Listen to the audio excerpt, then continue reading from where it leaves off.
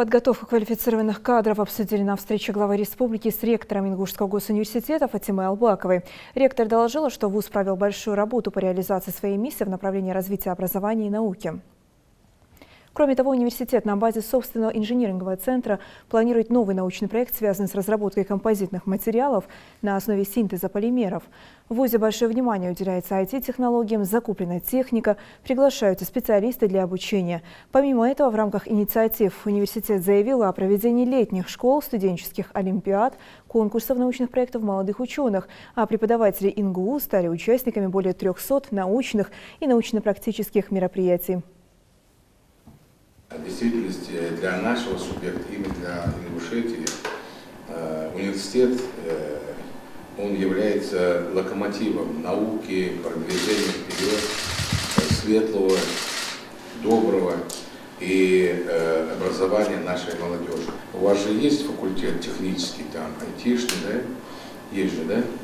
Вот. И я пришел к мысли, если бы у нас были инженеры, которые бы знали бы, вот завод, как вошли, каждый, как отсюда и до конца выхода продукции, технологический процесс этого производства, и у нас бы появились специалисты.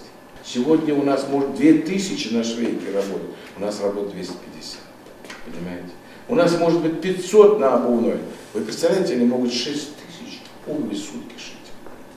6000, лучшее оборудование, понимаете? В этом плане нам очень нужна была ваша помощь. Помощь в подготовке специалистов. Вы в точности говорите о том, какую миссию сегодня университет обязан реализовать, обязан нести в регионе. Об этом говорит и президент государства, об этом говорит и правительство.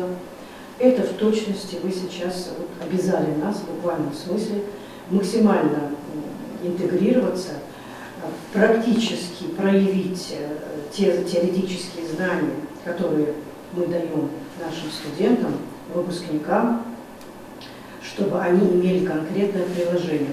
Что касается IT-технологий, IT-специалистов, у нас сегодня уже учатся на факультете информационной системы и технологии студенты по программе сетевого образования в Московском физико-техническом институте, учатся магистранты в Таганрогском научно-исследовательском институте робототехники. Мы будем обязательно наращивать и увеличивать сетевую систему образования по IT-технологиям.